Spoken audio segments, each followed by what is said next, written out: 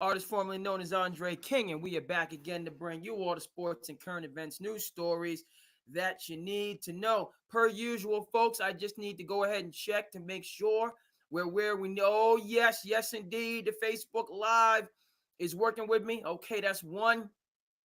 Facebook Live is working with me.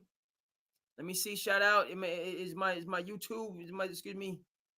Yes, indeed. Yes, indeed. We on the Twitter. We're 2 for 2. Let me come on. Let me check YouTube. Let me check YouTube.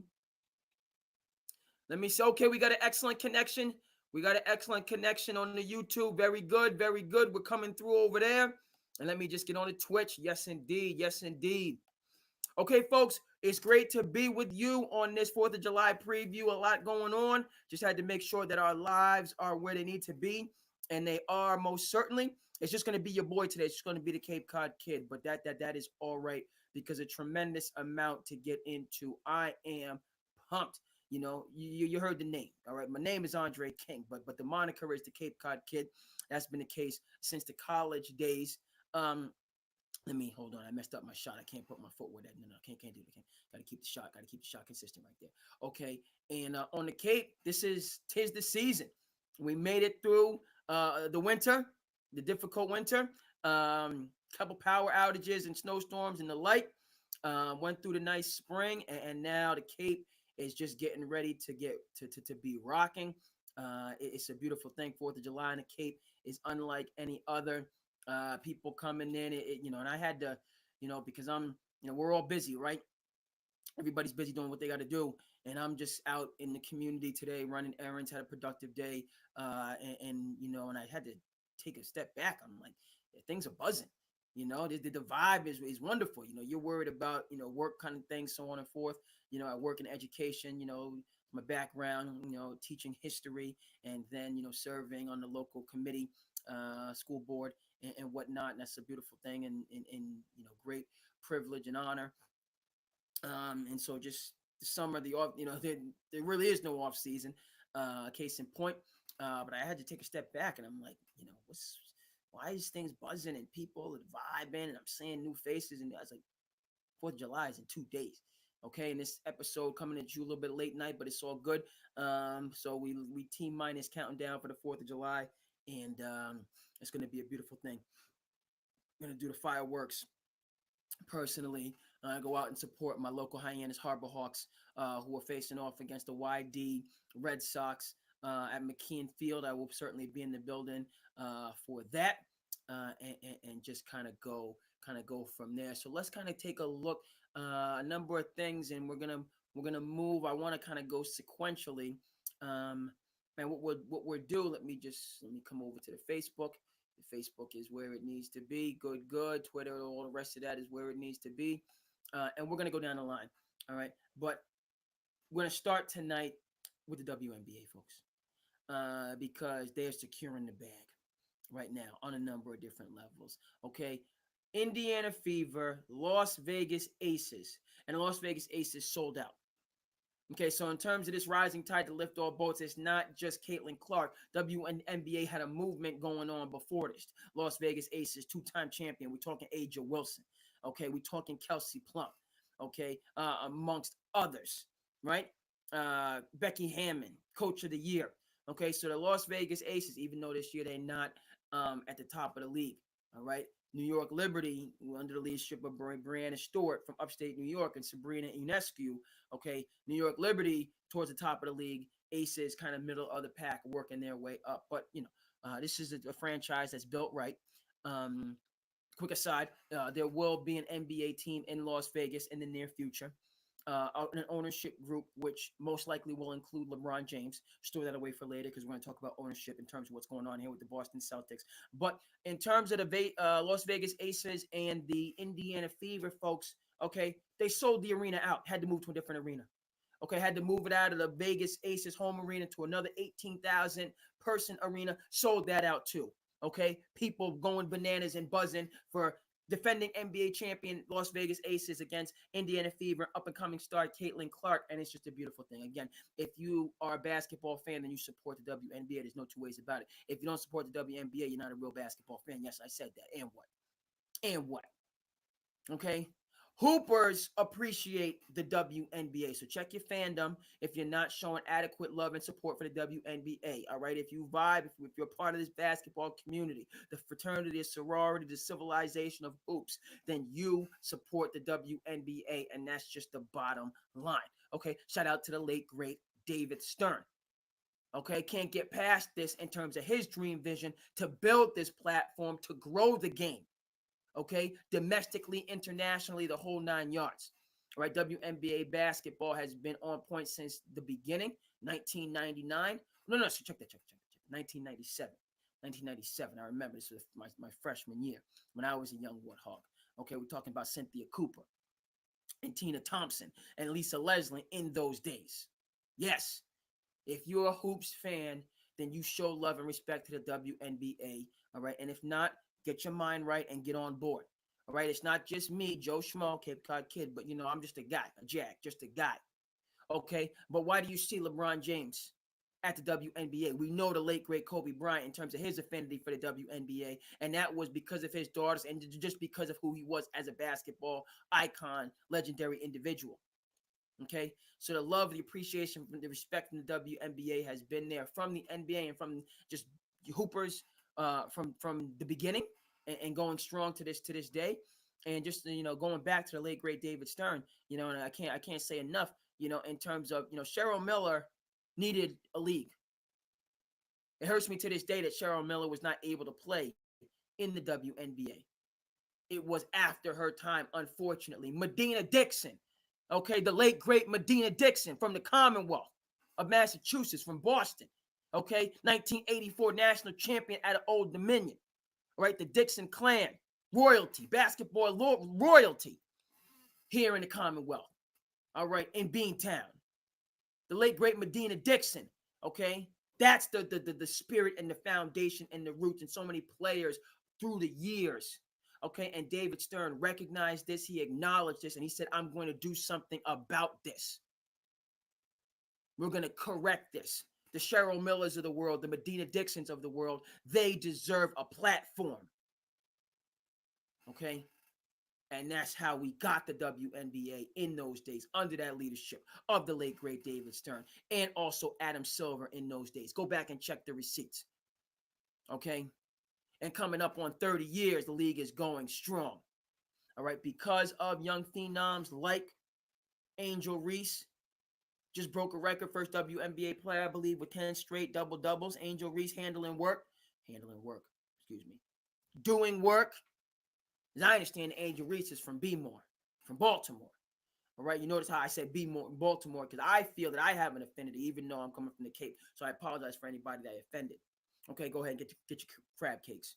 All right, get your crab cakes ready. And I know that the seafood tradition in Baltimore. I know that at least. Okay, but the B-More is near and dear to my heart and so many millions and millions because of The Wire. Because of what David Simon did. Okay, which continues to ring out to this day. Okay, so when I hear anybody, I feel like I know them when they say they're from Baltimore. Okay, even though, please, excuse me for anybody I'm disrespecting. But I believe Angel Reese is from the DMV, is from Baltimore, and she's doing historic things right now. And we know that Caitlin Clark is doing historic things right now. And I love the WNBA, what they're doing with their all-star game. It's going to be Team USA, which, of course, Angel Reese and Caitlin Clark were not able to participate on. There's no problem with that. All right, because Team USA, you want to talk about legends on legends. Talk about legends on legends. You want to talk about a waiting list to get onto that team. You want to talk about Diana Taurasi still out there getting gold medals. What she got? 4, 5, 6, 7, 8, 9, 10? It's unbelievable. We're going to talk about the White Mamba. Okay, so I have no issue. It would have been ratings so on and forth to get Caitlin Clark on the team and to have the build, the brand. I get all of that, but just in respect to the WNBA and the league and what it means to be on that team, yeah, for real. I think the minimum age on Team USA is like 24, 25, 26. Like, you do have to wait your turn. That's just a part of the tradition of the game. So 2028, Caitlin Clark will be in the mix. But, I was kind of, I have no issue, but once I understood it better, in that really Team US, couldn't think about it. How many gold medals does Diana Taurasi need? And she's still getting them. And I had no problem with that. She's getting gold medals going back to, 02 at UConn. And it's been, can you believe it? It's been what, 22 years since Tarazi was winning natties at UConn, and she's still giving people buckets, and still deserves to give people buckets. Okay, so I have no problem with her, and all of those veteran players remaining to get those gold medals, as that's the foundation for the game. And Caitlin Clark and Angel Reese, 2028, they're gonna be in the mix. But I like what the WNBA. I love what the WNBA is doing in terms of their All-Star game. It's going to be Team USA, right, versus the best of the rest. So the young up and comers versus that veteran team. I think it's going to be a good game. I love that theory. I love that vision. Shout out to the Las Vegas Aces tonight. Shout out to the Indiana Fever tonight. 18,000 strong, sold out, going bananas, supporting women's basketball, the WNBA. They don't got next, they got now. And it's a beautiful thing over these summer months, folks. A lot going on in the NBA. And even though, we have some free agency moves that I'm love DeMar going back to put on for his city. I love that move. Love. No, I don't love, but I like Paul George going to Philly and to fortify that roster. And we haven't. This is the first time we back live since my Knicks did what my Knicks did. So I'm even though it's been, I don't I what was it, the week? No. It's been, hold on.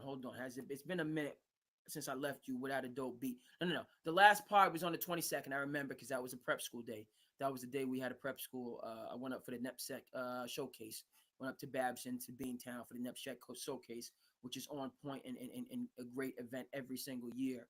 So what, 9, 10, about just under a fortnight since we've been with you last. But I believe it was last weekend that the Knicks did what the Knicks did in terms of completing La Cosa Nova. And so we are going to get into that today, big time, because that's my team.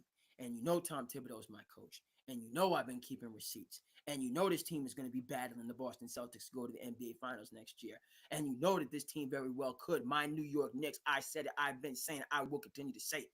Do I want a second parade here in Beantown? Am I proud of the Boston Celtics? Did I pick the Boston Celtics? Is this team built for multiple championships? Do they have the best backcourt, the most slept-on backcourt in basketball with Jrue Holiday and Derek White?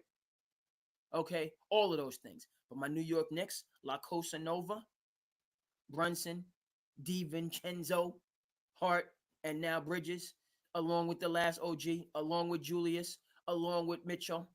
Okay, and we building the bench up. Had to let iHeart get his money. Super happy for him going to OKC, along with the Caruso going to OKC. Happy for those folks. But replacements and people are going to come in. Ooh. But folks, that's just a little bit of the Knicks that I have to give to you. A little bit of the Knicks, and we'll come back. We're gonna come back to the Knicks. I appreciate the 4 views so much on the YouTube. That means a tremendous amount. I appreciate people that's checking in with us. We on all the different platforms, so that it means a tremendous amount. And as always, anytime anybody that wants to come on and bring something to the mix for SandCity Sports, let me know.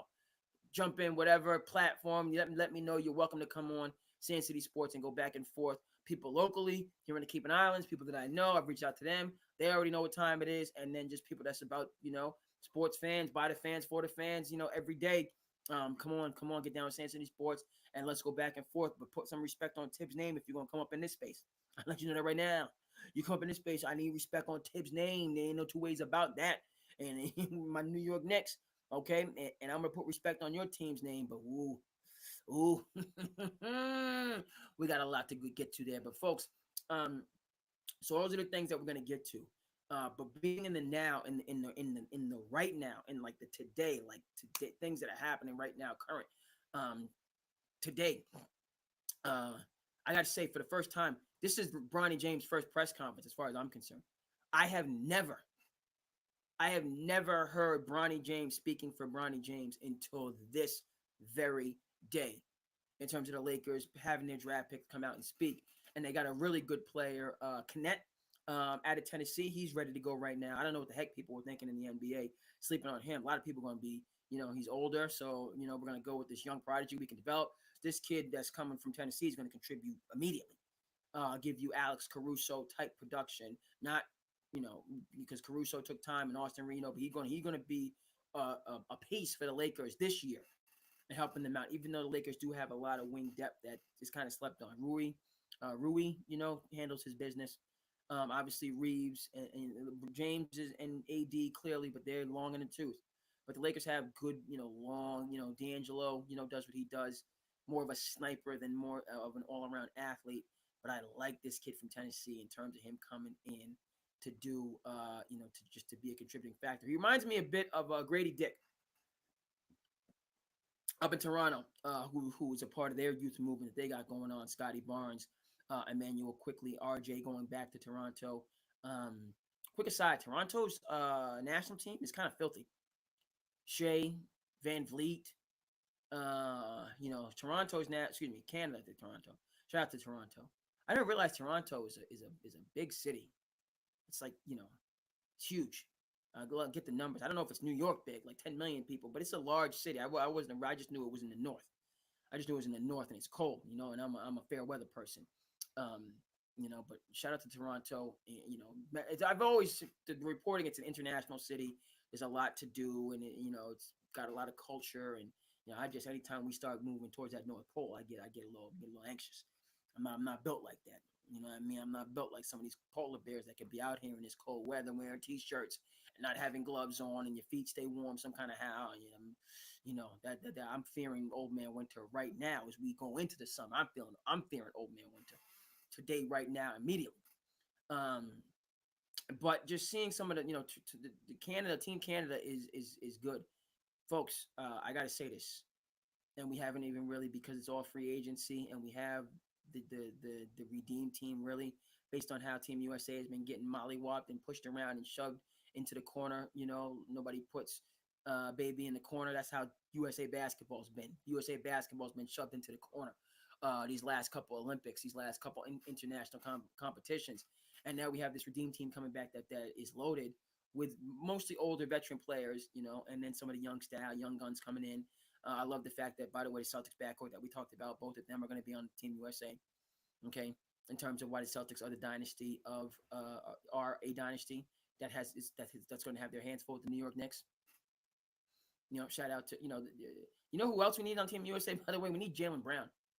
I don't know. That's an interesting point, and I'm kind of bouncing around. I don't mind. I'm going to get to all these things in their entirety.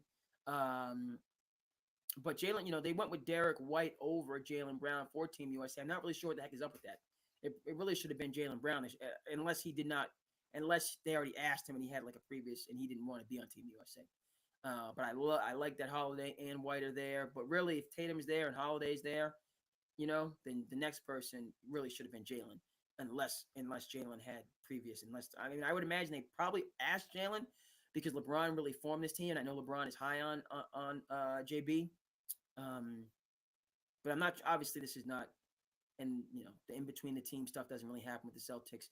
JT, JB, that foolishness is not. I'm just saying, and even was JB deserved, and I'm interested in terms of how that broke down, and maybe he decided not to. He had other obligations, so on and forth. The other JB thing that I think that I don't think I know is he lost his Thus Foundation ring. He has a Thus foundation that does educational and social justice and community initiatives in the greater Boston area and Massachusetts more generally. That was lost at the parade, and generous Good Samaritans returned that, and they're going to be sitting courtside for the ring ceremony because of their generosity. So shout out to those conscientious citizens. Shout out to JB, Finals MVP, Eastern Conference MVP, Boston Celtics defending champion, best. One of the best backcourts, bar none, in the NBA. Derek White, Drew Holiday, both signed under contract. Brad Stevens, Executive of the Year, no doubt. And it's tremendous.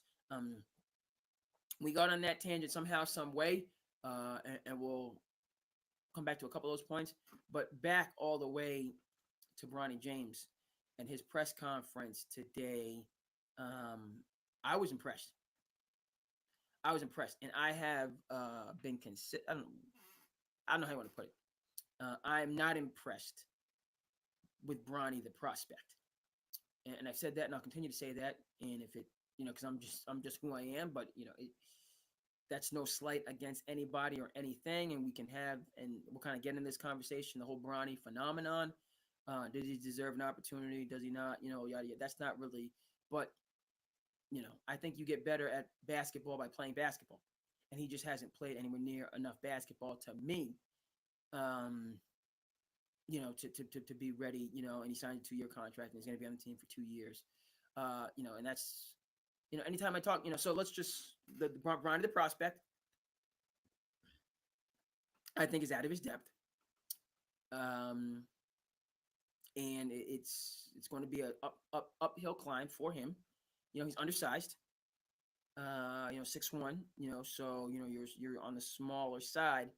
And so is it insurmountable? No. But the game is just, it's harder for smaller players, and the Isaiah Thomases of the world and the Allen Iversons of the world, they're not everywhere. Guys under 6'3", that can really move the needle and change the game. You look at, who is the best player under 6'3" right now? Who's the guy out there? And I mean, there's players out there, but and people keep comparing Bronny to Jrue Holiday. Jrue Holiday is 6'5", right? It's like, I didn't understand. Like, Jrue Holiday is 6'5" and strong. Like, Derek White is 6'6". These are bigger guards, right? Chicago Bulls, right? Don't win a thing without that ring. I'm not comparing anybody to the greatest player ever. Obviously, Michael Jordan and Ron Harper, who's a good dude. My pops played golf with him. From the New Jersey area. Shout out to Jersey, North Central Jersey, and his kids are tremendous basketball players. And his son Dylan Harper is going to top prospect in America, going to Rutgers. Rutgers is going to be filthy next year, and then you're going to be hearing from Dylan Harper in the NBA, along with Cooper Flagg and a lot of others.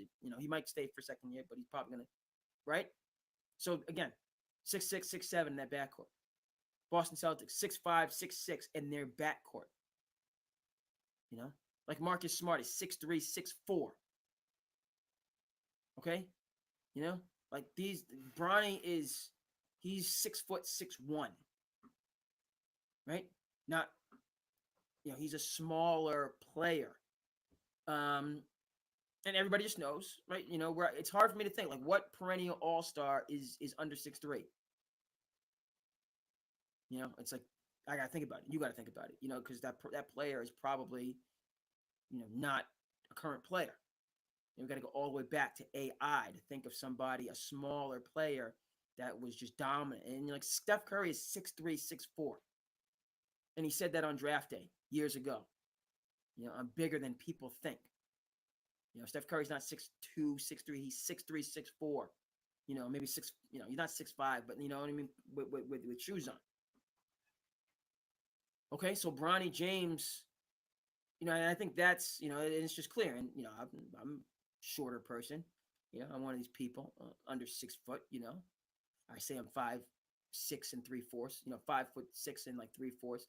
Remember somebody said, and these like little jabs are like 100% accurate. They do kind of sting as, an under 6 foot person, but they're like 100% accurate. I said, I'm 5'6" and 3/4. And the guy was with, a guy I work with, he just kind of sat back and he's like, I feel like people under 6 foot like use, like, I'm 5'6" and a half. I'm 5'6" and 3/4. I'm 5'8", and a fifth. And that's like accurate. You're under 6 foot. You kind of, you're trying to, you're over. I'm 6'1", or I'm 6 foot. I'm 6'2". You don't hear people saying I'm 6'2" and a half. I'm 6'2", either I'm 6'2", I'm 6'3", 6'4", 6'8", whatever the case may be. All right.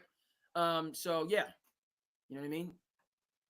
Smaller, it's just you're going uphill just in that regard. Modern NBA, right? Like a guy like an Isaiah Thomas, right? Point proven right there. A dynamic player, scorer, had the movement with the Celtics when they could run everything through him. But that was the zenith.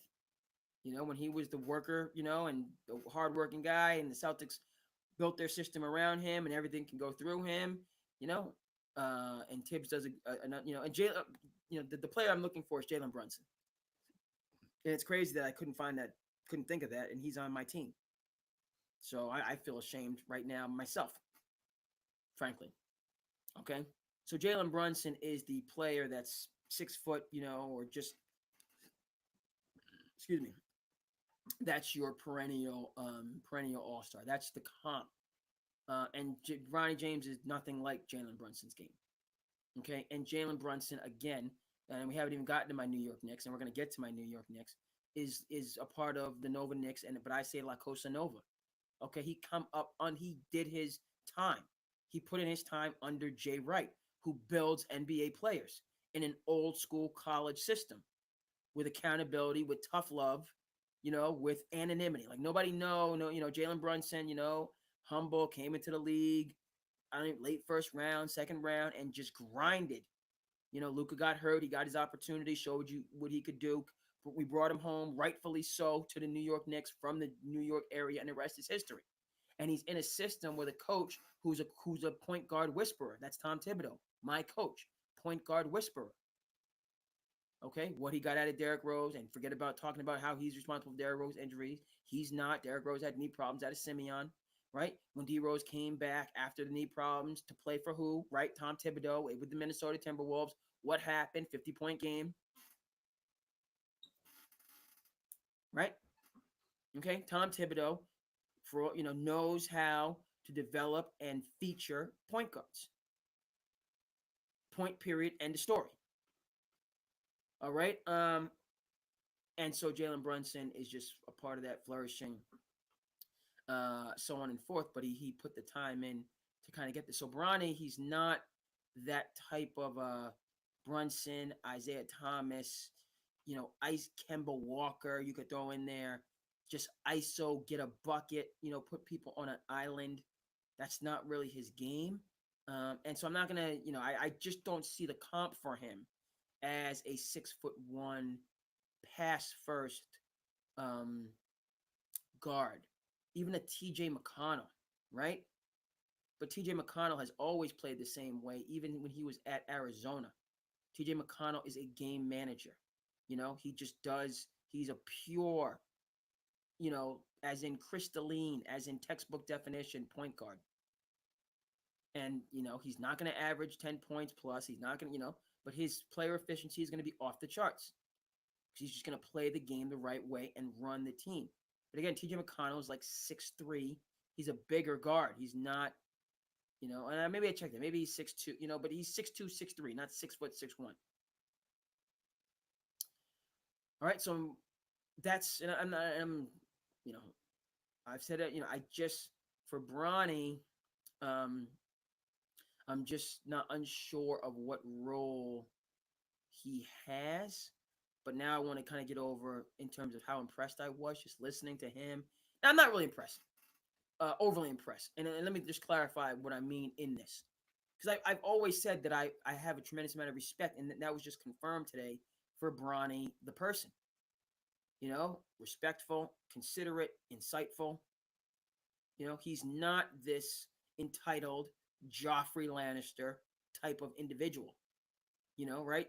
Like that kid of the successful person that is just ill-tempered, mannered, disposed, on and on and on. Just not a really nice person. Or decidedly talented, i.e. Joffrey Lannister.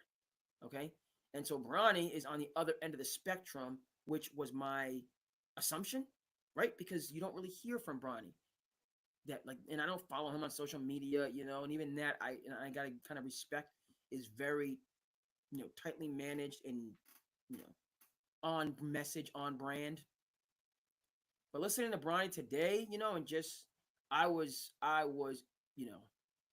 it confirmed how I thought about him in terms of just a mature young man, and then it took me a step further to a level into something that I wasn't really considering in this whole Bronny phenomenon that I think needs to be added to the mix, right? Meaning there's something different about playing with your people, right? The James family, for all indications, and it doesn't seem to be fake or for, shout out to Taco Tuesday that they do, which is just wonderful. Love Taco Tuesday and that whole, you know what I mean? But like they get along and they are together, right? That James gang is like a real thing. And it's genuine, right? It's genuine. Like when you see Ken Griffey Jr.'s Ken Griffey Sr., like there's a bond there that's legitimate, not for the cameras, not for the photo op, like you know. What I mean? And so what I was thinking is that like there's something when you're playing like with and that's why I'm so pumped about my Knicks, but like these are my people off the court, these are my people on the court, and we are unified. Like we really are a team, a strong unit. And that's something with Bronny James, folks, that's legitimate. And for LeBron's side of it, there's no two ways about it. LeBron could play 4 more years. Yeah, I said it, 4. He's 40. He could play till he's 44. When you have that love in your heart, that fire, that passion, you know what I mean? And I think that's what's getting a little bit lost in this. Like we know the whole nepotism angle, and which I love. Stephen A. Smith had a great take on this, just tremendous. And there's so many great takes, just about yeah, nepotism always does rub us the wrong way, but you know what I mean. We don't, Kyle Shanahan and Brian Colangelo and just example after example after example. Like we weren't. I mean, but all obviously, like Mike Shanahan is not LeBron James. Jerry Colangelo is not LeBron James in terms of their Q rating and who they are just in global prominence. You know, um, but yeah, this nepotism, it's been there. It's going to be there. It generally doesn't benefit minority groups. Um, right? And so that whole let's pump them, those takes are very strong. But beyond that, like it just occurred to me, you know what I mean? Like you are getting like when it's you know what I mean? Like this is my people and I'm with, there's just that firm, like we are in this. Uh that does matter a lot, right? And so LeBron is gonna have a fire unlike any other to just go out there, and that's gonna keep him playing at a high level. And then Bronny, kind of just to be on the court with his dad and to be out there and to obviously kind of have that support. You know what I mean? Um, it matters. Now, let's be clear. That can't save Bronny. When they run the 1-4 flat and put him on an island against whoever, De'Aaron Fox, Kyrie Irving, Devin Booker, just name a guard in the West or in the league, right? So dad can't save you from the 1-4 flat, or dad can't save you from the high screen roll, right? Um, but that continuity, and that's what's reassuring, okay? And I think that it is, and I put it up there with my Nova Knicks, right? And the success that we had this year, and that's just going to continue, and that's going off the charts. Then going forward, um, because these guys really, really are friends, and they have that strong bond, and on and on and on. So shout out to Bronny. He won the press conference today, and he, he's a good dude. Seems to be just a solid dude, a solid young man, which means a tremendous amount. And he's going into this situation. And there's gonna be a lot of eyes on him, but he knows that people got my back. You know what I mean? And I just think, Bronny, what's good, I just think there's a humility about him. He seems to be a worker. He seems to be a worker, and he's gonna go out there and kind of give it his all. Um, it's just, woo, you gotta. I'm just thinking, because he just work hard. Um, it's just he's unique because he's really going to be more of a spot up shooter, and he's only 6'1". And we know the league. These gazelles are just flying out there, and they're long, and you got these just the Kelly Oubres and the Nicholas Batums and just the Kyle Andersons. I'm just thinking about some of these 3-and-D guys. Like they're all 6'7", 6'8", just you know what I mean. And so even for a catch and shoot guy, it's just gonna be, he's really going to. It's gonna be tough. It's gonna be a tough climb. But he's got his people with him. And so that's you're in a really good place when you make these ascents. But you got your folks, you got your feet, you got your people right there rocking with you. You know what I'm saying? You know what I mean? It's been a long time, right? I shouldn't have left you, right? Without that dough. Okay, come on. Let me just check my different. Woo! We got a couple views, a couple people tuning on the different platforms. I certainly appreciate it. We coming in a little bit late, but not even a little, because it's the summertime, baby. It's the summertime. You heard me. Shout out to that Will Smith classic. And I'm thrilled that we got this pod in today, and we're gonna keep moving and grooving and going as long as we need to go, and just burning. If we gotta burn some of the midnight oil, we're gonna burn it right on down, and we're gonna let Willis out after this pod. My dog Willis, German Shepherd, Black Lab. We're gonna let him out. He's gonna run free for a minute and get his little workout in. He's gonna get a full workout. You know what I mean? What we do, we get him moving around, put the leash on him, so you know what I mean. I have that, but then we let him move, and you know what I mean. He gonna move. Got a long line, you know what I mean? 30-foot bad boy, so he can move. And he's going to get that movement in. Come on back in. Hydration station. Going to get a little bit of rest and get into it tomorrow. I got a full day tomorrow. I'm really looking forward to it. Men's league game. Just a lot of great stuff, local Hall of Fame stuff going on.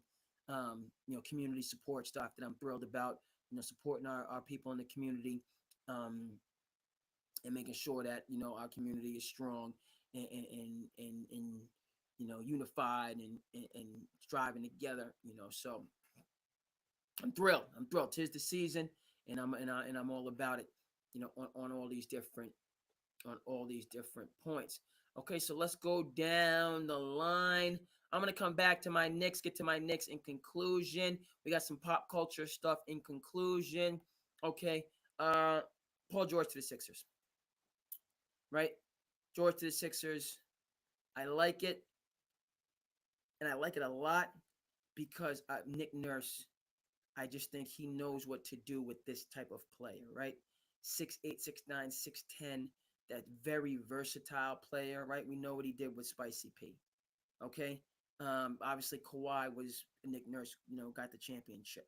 All right? So in his system, which is, a spread out system, they're going to shoot the three. They're going to use that athleticism. They're going to use that quickness. And I just think, Paul George is, he's going to be a bucket in that system. He's the perfect, Swiss Army knife for a coach like Nick Nurse to put in a lot, scoring, have him score or have him on a short corner. We'll have him in the high post. We'll have him, on the block. We'll have him spotting up. We'll have him, in high screen roles. There's just so many ways I think Nick Nurse is going to use him specifically. Jeff Rubin over there for Philly, strong ownership. So it's a great addition. Joel Embiid is not going to play any 70. He's going to play 65 games, just enough to get his awards, and he's going to have to be rested during the regular season. Period. End story. Joel Embiid should not. He's just not a guy that can be out there competing for MVPs. He just can't do it because he's not. His body will not hold up. So you're gonna have to load manage Joel Embiid in order for him to be healthy during the postseason. Period. What does that mean? All right, that means that Tyrese Maxey is the straw that stirs the drink for the Sixers. Let's get that right immediately. And by the way, shout out to Coach Cal. All right, and his NBA production of Tyrese Maxey, Shai Gilgeous-Alexander, De'Aaron Fox, Emmanuel Quickley is no slouch in Toronto. On and on and on and on and on. Okay. Is he the best X and O strategist, particularly in the tournament? No. Is he the best identifier of talent and recruiter? Yes. Does he produce the best NBA talent? Yes.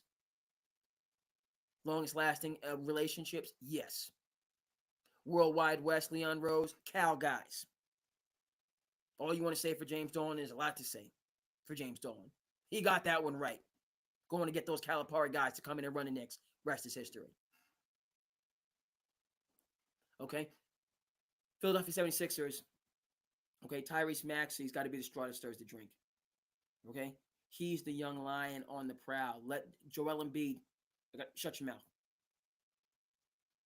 Okay? And I think I think Embiid, Embiid was doing and that was a little bit harsh.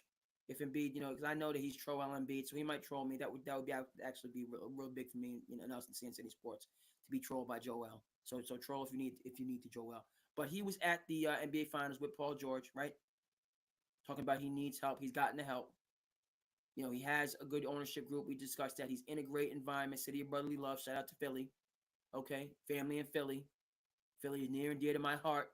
Shout out to Rocky Balboa. Okay. Very, this is foundational for me. You understand? Okay, born in the great state of New Jersey, very proud of that family in New Jersey to this day. Okay, right? So he's in a great environment.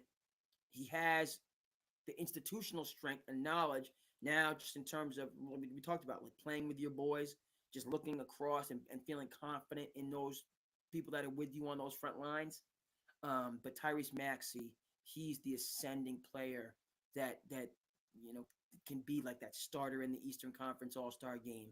And I just think, Nick Nurse understands this. Organization will facilitate this and let Maxey, and I'm saying this, folks, Maxey needs to lead. He needs to lead the Sixers. Lead. Right? And he seems to be just a good kid, you know what I mean? And he put my Knicks in some situations, right? He put my Knicks in some situations because he's a dog, DAWG, dog. All right, but I love the competition. We here for the competition, baby. Okay, we not ducking no smoke, specifically in the playoffs. Tibbs team ain't ducking no smoke ever. All right, so but that's how it needs to work. Okay, and I think it can work. Joel Embiid, you can be the ambassador. You can be the front man. You know what I mean? Talking your talk and having your brand, and you do, and you're very personable and all the rest of that stuff. Okay, but in terms of X's and O's and winning games, the regular season is going to be dependent on Maxey and Paul George, right? For stretches, right? Joel, because Joel's going to be, but Joel's not going to be there, right? He's going to miss at least a quarter of the season. Excuse me, 82 games. He's missing a minimum of 17. Just under 20. Minimum. In order to be healthy, right? So for, a quarter or a fifth or whatever, if was a fifth, whatever, for those 15, 17, 20 games, that's when it's Maxey and Paul George time. Or Maxey and maybe they bring in, you know what I mean? There's going to be those stretches where, and especially in order because Boston is not going anywhere and my Knicks are not going anywhere. There will be a battle for the best record in the Eastern Conference next year. And by the way, the Knicks they gave Celtics trouble this year. My New York Knicks gave the Celtics trouble this year. Before we got the last OG. There's going to be a battle for the number one seed in the Eastern Conference. My New York Knicks are coming for that number one seed in the Eastern Conference. We're going to have home court advantage throughout the playoffs. We already know how Tom Thibodeau led teams play. Okay, in terms of what was done in Chicago. And no, he's not responsible for Derrick Rose's injury. And yes, you need to give Tibbs credit for who doggone Jimmy Butler is. Nobody knew who Jimmy Butler is until he came up under Tibbs' leadership. Nobody knew who Julius Randle was until he came up under Tibbs' leadership. Shut your mouth. You're going to put respect on my coach name. Playing hard every single night, coming from the Pat Riley tree. You're going to practice 3 hours. I had a revelation today. I got a quick aside. Because SandCity, I'm very fortunate to be affiliated and associated with Sports Fluent and Tony, who's a good dude out of Toronto, and I just, that's been, one of the beautiful things, just kind of learning this YouTube space and seeing so many creative and dynamic folks. You know what I mean? I'm an old school history teacher type person. I'm still paying all this money for cable. watching brick and mortar cable. I didn't realize I need to get rid of this cable and just majority of this stuff's going on YouTube. So it's only been recently that I discovered YouTube and all. Obviously so many talented people. This is a passion project, and I'm hey, much respect as I have for Club Shay Shay and the Nightcap and all, Pat McAfee and all these different platforms and Gills Arena and on and on and on. Okay, it may be that I don't ever get to that level, but I'm gonna be trying 100% to get there. It is what it is. I ain't ducking. I love this, and to have this opportunity, kind of so on and forth. My point in all that is, I don't play a hate, I congratulate. Listen, I don't play a hate, I congratulate. And I'm seeing all these other creative people, and through Sports Fluent, I was able to just be on a show and comment, and then Tony was like, hey, you know what I mean? You can kind of come up under our banner, and partner and collaborate. 100%. Let's do it. Let's do it. So you're seeing SandCity content on Sports Fluent, and I'm proud of that. Okay, shout out to Tony and the team and everything that's going on. But he had his show Fluent and Chill today. Respect Chill a lot. Again, discovered Player's Choice recently. Great platform during the day. 11 to 2. Go ahead, you know what I mean? If you haven't, it's just awesome. The conversation, how they built that up, and I was learning a tremendous amount in terms of different things they're doing, super chats, Telegram, all. I was like, whoa, I'm learning and just enjoying and vibing and just But case in point, I got a chance to jump on to Flu and Chill today. Now I was just talking with Chill, and again, I made it clear, not just La Cosa Nova, my New York Knicks, Tom Thibodeau, but I'm proud to be, very proud, exceedingly proud to be born in the great state of New Jersey. Exceedingly proud. Okay, and so with all that being said, so when we talk about St. Anthony's and the Miracle of St. Anthony's, shout out to Woj and the Miracle of St. Anthony's. I got that book for like $2 when Borders, we don't even have Borders anymore. This is over 10 years ago when the Borders here in Barnesville went out of business, and I was up in there being that discount shopper that I am. You understand? Right? I got the Miracle of St. Anthony's, a bunch of other stuff, and I sat down and I read that doggone book, and it's just groundbreaking in a number of different capacities. I thought Bobby Hurley Jr. was a spoiled brat from Duke with a silver spoon in his mouth. Never again. Okay? We want to talk about I Hate Christian Laettner, the great 30 for 30. Amongst other greats, Christian Laettner's from Buffalo. Blue collar. Frozen North. In terms of how they get down for those Buffalo Bills games. You better get it. Coach K is from the Chi. From Chicago, my people. Okay, so yes, Duke, Southern Ivy, Tobacco Road money, all that stuff is true. Billions of dollars and in endowment money, all that stuff is true. But in terms of Duke basketball, in the Krzyzewski era, also John Shire is another Chicago. Shire is from the greater Chicago area. He's not from Chicago proper, from the greater Chicago area. You understand? No. And Bobby Hurley Jr. specifically, I read that book and I was just taken aback to this day, in terms of, and I, just understanding the religious level of dedication to each other and to the game at that institution. And jumping on to Fluid and Chill today, the summarize this story. I got to talk, Chill, played for St. Anthony's, graduated St. Anthony's 1991. That's the smile of the freaking day. That's the smile. That's the smile of the week for me. He's a St. Anthony's guy, and I've seen him reference, because obviously Danny Hurley is all the rage now, with the UConn dynasty. And those of us that had read The Miracle of St. Anthony's and were familiar with the Hurley family knew that Lakers storyline, the Lakers never had an advantage, if you know the family, in terms of their loyalty and to their calling. But Chill played at St. Anthony's, played with Danny, because Bobby is early. Bobby was at Duke in 90. Bobby was at Duke in 91. Yep. So Bobby was a sophomore in 91, because they won it in 91, and then he was a junior in 92. He's a senior in 93. They lost it, and then in 94, Grant Hill was a senior, and they made it back to the national championship game. That Grant Hill, who I didn't understand how good Grant Hill was. I thought Glenn Robinson was the best player, and I was wrong. Grant Hill was the best player. I kind of resented him just because he was at Duke and they took a natty away from my Michigan Wolverines. So there was resentment in that capacity. I was angry. Took a natty away from my Michigan Wolverines. You know what I mean? So I wasn't. You know what I mean? That hurt me. Or did they? Hold on. Yes. Duke got Michigan one year, and then Carolina got Michigan the next year. Where what's his name? That was in '93, and then Weber had to go. So '92, it was them damn Blue Devils, hurt my Michigan Wolverines, and then '93, and where Weber did travel. Then he called the dog on. Oh, that hurts my heart. That hurts me. It hurts me. But shout out to the Fat Five. To this day, chill. Being a St. Anthony's Friar. Oh my goodness, that just, you know, and it's interesting, the love that I have or the affinity that I have for Bobby Hurley Sr. and Tom Thibodeau. I don't know that I could have played for them.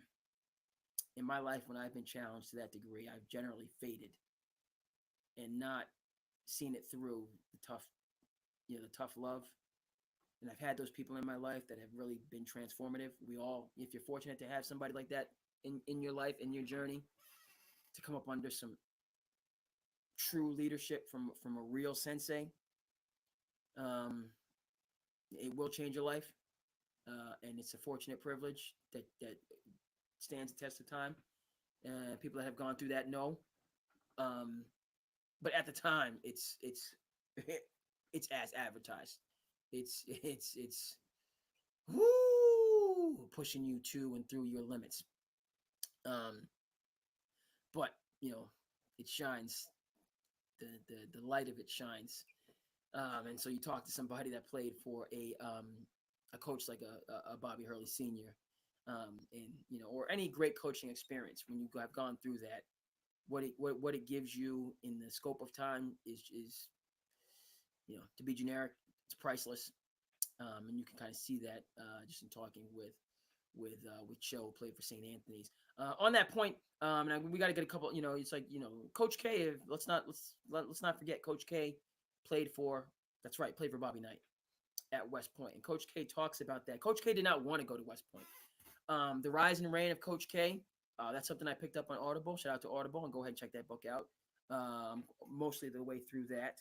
I just finished Evil Geniuses on Audible, which was a recommendation from Dominique Foxworthy, who does Bomani Jones, The Right Time with Bomani Jones, which is another one of these YouTube channels I've recently discovered. Shout out to The Right Time.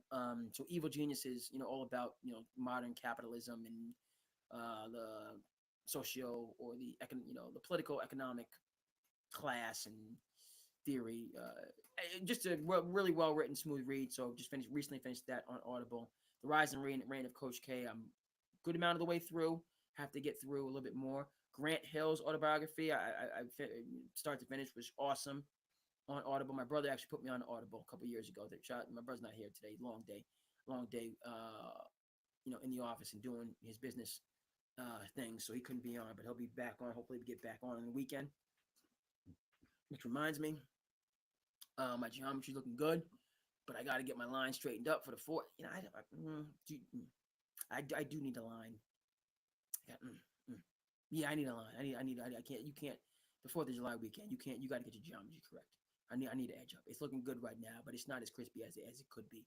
I gotta shine super bright. So especially when I go in and get my edge up, we gotta do the episode. So we're gonna come back at you. We're gonna get a weekend episode as well. We're gonna get a weekend episode as well. Just based on the fact that hey, sport, even though, but that's kind of the what I mean, because we're gonna have to see when we get it in. We get because the 4th of July weekend, the weather's supposed to be nice. Weather's supposed to be nice through the 4th. So I gotta also be out with the people. I gotta be with the people. Okay, but then I also got to make sure that the line is given its due respect, and we do an episode. I can't not do an episode when I get my geometry right. It has to go down. It has to go down. So my brother said he's gonna be back for the weekend episode, and we're gonna get that. We're gonna get that right. But folks, back in terms of those experiences, those hard experiences that really cut you to the quick and push you over the edge where you have to be in order to grow. Coach K played for Bobby Knight at West Point. and a really good story from the book. And I'm not going to give away too much. I ain't going to give away too much. But Coach K did not want to go to West Point based on the fact Coach K, Shershevsky, speaking of Bronny James, somebody that's undersized, under 6 foot. Coach K was that dude in Chicago. Want to talk about undersized guards that are that dude? Look up Teddy Dupay. Look up Teddy Dupay out of Florida, who I got a chance to meet, small world that it is, at Nyack College. Talk about double dose of greatness. I got a chance to meet Teddy Dupay when I was a camper, and he was like a freshman or sophomore playing for Mariner High School in Chicago, in Florida. One of these experiences, like when you meet, and Teddy Dupay, I mean, you'll have to look him up because I'm showing my age. Some people might know who the heck I'm talking about when I mention Teddy Dupay. Played for Florida, went to the national championship in 2000, got himself in a little bit of trouble, didn't graduate, but just a legend. Teddy Dupay is to Florida what Dana Barros is to Massachusetts, right? Folks in the Commonwealth, coming from the basketball tradition, right? Dana Barros averaged 50 points in the state tournament, taking Zavarian brothers to the championship before going on to shine at Boston College, before going on to play in the NBA and be an all-star for the Seattle Supersonics, among other things. Speaking of guards that are under 6 foot or, just about 6 foot and who they need to be in order to shine in the NBA, shout out to Dana Barros. Okay, but the story then and now, and this is going back to the 80s, and it makes no difference. This is going back, talking almost 40 years right now. We're talking 40 years. It is what it is. Mid-80s. Dana Barros would come over half court, take one dribble, and launch bottoms. He was in range when he got to half court. This is long before Steph Curry made this popular. And long before, there wasn't even a three-point line in high school, as I understand it, in those days. The three-point line had not made it down to the high school level in those days, as I remember the story. And I'm going to have to get clarification from the old timers. Always like to hear from the old timers. Shout out to No Country for Old Men. Great movie. Had to see it a couple times to really get it. Now, No Country for Old Men resonates with me so deeply. So deeply. Okay, shout out to the Coen brothers. All right. Got to talk to some of the old timers about that. But Dana Barros was an absolute vision 40 years ago and to this day in terms of what he's doing in Massachusetts. Now he has a sports complex in Stoughton, Dana Barros Sports Complex, 5 Goodwood courts, a well-built sports complex, not like some of these, a well-built, it's a good sports complex. The court is good, the spacing is good, all of that stuff. And they have a lot of high-level tournaments. They have the Zero Gravity. Zero Gravity has a prep classic there in early December, which is bananas, which is like the NEPSEC showcase that we just had in June. Okay, so Dana Barros, Massachusetts, Teddy Dupay, Florida. And they did have a three-point line. Teddy Dupay, and again, Teddy Dupay is maybe 5'11". Maybe 5'11" with shoes on. Like 6 foot pushing it. And he's one of the all-time leading scorers in the state of Florida. Udonis Haslem, right? You know who Udonis Haslem is. He and Teddy Dupay came up together and played at Florida together in those days. Mike Miller was a wash ashore from wherever that. Mike Miller's from like the Midwest on that Florida team in 2000 under the leadership of Billy Donovan. Okay, just a vision, a Marinovich. Shout out to the Marinovich Project, 30 for 30. Excuse me. But yeah, it's one of these things. Like I just Teddy Dupay was just a cool kid. He was just a cool counselor. Like when I was an up and coming young warthog, and then it goes on. It's like, oh, right. It's always great when you meet somebody that's right, because that's those experiences. You understand like that stardom is a myth, which right. Now it's an important myth. Like we do need hierarchy and we do need role models and all the rest of that stuff. But it's always interesting when you meet like that and they're just they're people. Except they have considerable talents, and or they are filthy rich. Okay, so we're about at an hour. Let me see. Okay, I'm gonna talk a little bit about DeRozan. I'm not gonna get too deep. There's some things going on in the hip hop community right now I do not agree with. I don't like. I don't think are helpful. I think people need to People need to get a grip in terms of what's going on in the hip hop community right now, specifically going into the summer, when things escalate quickly in the summer. For all the nice weather that we love and we're happy to have, you know what I mean? We also got to deal with each other. So that's all I'm going to say about that. I just think the hip hop community right now needs to take a step back, needs to take a deep breath, which is easy to say, right? When you're as far removed as it, you know, and I'm just like a lay person and I'm not like at the epicenter of, and then you guys know what the heck I'm talking about. You know what the heck I'm talking about. I'm not at the epicenter of things, you know, where it's, you know, I'm not in the arena, you know, where things are scorching hot. Um, you know, but you know, I am not young. I'm not a young warthog. You know, like many of you know, and we know that these type of situations are dangerous. And you know, in the scope of time, right? I remember to this day, I was a freshman in high school when Chris Wallace, Biggie Smalls, passed away in March. Remember it, getting ready to go to school, had the news on, not because I was watching the news, just because I needed to see the time, because I was sprinting out to make it to the bus. And Channel 10, you know, Good Morning America, and they reported that, you know, Biggie Smalls, Chris Wallace was killed in March. You know, it was awful. Absolutely awful. 1997. Okay, 27 years ago. 37 years. 27 years ago. Dating myself.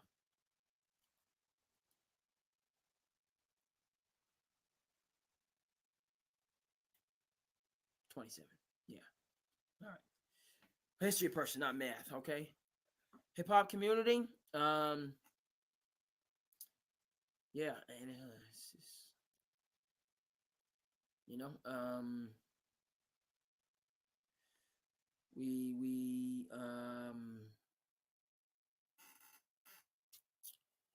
keep it on wax, folks. Keep it on wax. Um, take a step back. Everybody's filthy rich and has come to a really good place in their life. So keep it on wax and use your resources and get back to business. Okay? Love DeMar DeRozan to the Clippers. Tremendous amount of respect for that community, that organization. Steve Ballmer, not just that he's the richest owner in team sports, one of the most innovative owners in team sports. Went ahead and headhunted the late great Jerry West, right? Headhunted Jerry West. Okay, and Joe Lacob, right? As we get into this lightning round and finish the program, about, you know, just under 10 minutes, if that. I got a couple more things that I want to say, right? Steve Ballmer, um, innovative. They're building a new arena, Intuit Arena, just doing, you know, the Clippers, putting the Clippers, you know, on their own footing in LA, a city that can most certainly have two professional sports teams. You have the Knicks, you have the Brooklyn Nets, okay? You have the Lakers, you have the Clippers. Excuse me. You know, it's that. Talked about him headhunting. Okay, let me just break that down. Joe Lacob won a championship with the Celtics 2008, came out to become the owner of the Golden State Warriors. What's the first thing he does? Hires Jerry West as a special consultant. Okay, rest is history. Jerry West builds up the Golden State Warriors dynasty. Who comes in and headhunts him? Steve Ballmer. Okay, Steve Ballmer comes in and headhunts Jerry West. What do the Golden State Warriors do? They come back and headhunt Kenny Atkinson, bring him to be on their bench. Okay, so you need talent, right? In Boston right now, with Grossbeck won a championship, sees the writing on the wall, so to speak, selling the Celtics franchise. There's rumblings that his co-owner is going to be the next person to take over. I think that would be the best thing. Okay, and Wick is selling the franchise in a way that, you know, he's not really leaving his governorship, quote unquote governorship, till 2028. So he's got 25, 26, 27, 28 to win more championships. Okay, but shout out to Wick Grossbeck. I respect the vision in terms of what he's doing. Back to Steve Ballmer and the Clippers organization, not just ownership, not just front office, the late great Jerry West. Ty Lue, okay, one of the best coaches in basketball. Cannot understate this. Sean Fine, Barnstable High School graduate, class of '96, is the director of player development, grinder, okay, and will be a head coach in college, NBA. Who knows where it's going to be? So just the Clippers, they have the just institution. They're one of the strongest teams in the league institutionally, if not the strongest. And so DeMar DeRozan coming home, you lose PG, you pick up DeRozan, who's a sturdy guy. For the most part, he's going to be there. He's going to play. He missed some games. Obviously, he's getting a little bit older. And you just remain just a sturdy, solid team. And it's going to take them some time to start. They gave Kawhi his money, but I wouldn't be surprised if Kawhi is shipped out, or because he's that contract is moved to wherever it has to be moved to bring in draft picks or assets or whatever the case may be. But they're just going to be a tough out next year. Obviously, not going to compete for a championship. But I love DeMar going back to the Clippers. Let me just go ahead and check. Talked a bit about my give you my Knicks takes. And yeah, okay. So to end in terms of a conversation that I have spoken to, and I don't mind concluding. I'm not really appreciating what the New York Knicks have done as a fan. I've been locked stock 100%, 1,000% about Mikal Bridges coming to the Knicks, and they made that happen. They did not overpay to get him. It's not the same thing as Rudy Gobert, because there's not going to be a learning curve in the first year. You're going to see it immediately. Next year, the Knicks are the jump that Minnesota took this year, the Knicks are going to take next year. There's not going to be a 1 year, what the heck is going on, people slandering them. And then now everybody's forgotten how much they gave up for Rudy Gobert, because that's a team that went to the Western Conference Finals and really should have went to the NBA Finals. So we've all but forgotten, that deal. And it's just the Timberwolves are here to stay. They knocked off a very, very, very strong defending Denver Nuggets championship team. Okay, so Mikal Bridges, all the people, we gave this. The Knicks are going to be, the Boston Celtics have their hands full. I think the Knicks are going to have the best record in the NBA next year. Yes, I said that, the best record in the NBA. Home court advantage. Are they better than the Celtics? No, I'm not going that far. Can they beat the Celtics in a 7-game series? Yes. The Knicks can beat the Boston Celtics in a 7-game series. The Knicks can get back to the NBA Finals and face off against Dallas, face off against whoever the heck comes out in the West, and win the NBA championship next year. They can win the East. They can get in the finals. They can win the finals next year. I said it. There's no two ways about it. I've given you my reasoning. This team, they beat the Celtics this year as constituted. They're going to be light years better next year. Light years. We know that Anunoby, he got his bag. He got his $40 million. He's not healthy. He doesn't need to be healthy. Why does he not need to be healthy? Because Mikal Bridges never misses work. Mikal Bridges is the iron horse of the modern era. Shout out to Lou Gehrig. Mikal Bridges is the Cal Ripken of the modern era. He's the AC Green of the modern era. This load management foolishness. It's junk science. It doesn't work.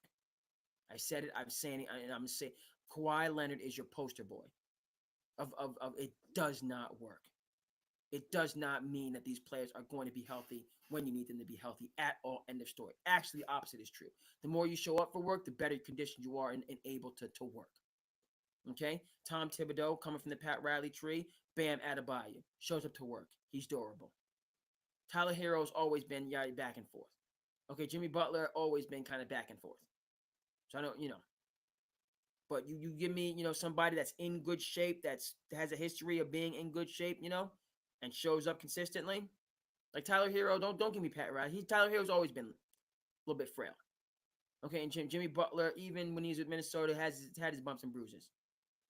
Mikal Bridges shows up to dog on work every single dog on day. With Tibbs, without Tibbs, and it makes no difference. Okay? He's in great shape. He has a great job. He cares about having a great job. Okay, so he is going to be there. Jalen Brunson is going to be there. Dante DiVincenzo is going to be there. Josh Hart is going to be there. Okay, and then the last OG and Julius Randle, you guys can miss your games when you need to. Okay, you got a little boo boo, your toe hurts, take a night, take the night off. We got this. Okay, just as long as you're ready, come playoff time when the Garden is rocking, and specifically when we battle against the Boston Celtics. Okay, the Knicks and the Celtics in the Eastern Conference Finals, it's going down. It's going down. And I don't want to hear about, oh, what about Milwaukee? Milwaukee's done. Milwaukee's done. They're not on the same page. They don't have the, it's, they're 3 or 4 head coaches in a 1 or 2 years time frame. Okay, Celtics, Knicks, Philly, Indiana, a healthy Miami, Cleveland. Kenny Atkinson knows his business. Okay, but at the top of the pyramid, it's the Knicks and the Celtics. And Celtics, you've been put on notice. Had the parade. The East is back, and specifically with the New York Knicks. And you want to talk that talk about, oh, they don't have star power, and we got J, and I'll give you that. I'll give you that. That pound for pound, yeah, Drew Holiday is a monster, and Derek White is a monster. All right, in sheep's clothing. And obviously you have JP and the Jays, and Crispy P, and he's been healthy, right, since he left Dallas, and so yes, that starting 5 is better. I can admit that, than our starting 5. But it's closer than, you know what I mean. And let's go, you know what I mean. Jalen Brunson going to give you some work. Mikal Bridge is going to give you some work. The last OG, his defensive efficiency. That's why we brought him in off the charts, playing for the best defensive coach in the league. Randall's going to give you some work. And Mitch Robb is a dog. So the Knicks are going to be right there with the Celtics, stride for stride. 7-game series, folks, for the NBA championship, to make it to the championship. I'm not going to give, you know what I mean, because I'm in the Commonwealth, but my New York Knicks, it's a beautiful thing. I'm just over the moon, thrilled, psyched about it. Let's get this championship, first championship since 73. It's within our grasp. I'm saying it. The New York Knicks can win the 2025 NBA championship and end this 50-year drought. It's within our grasp. Let's get it done, folks. Let's get it done.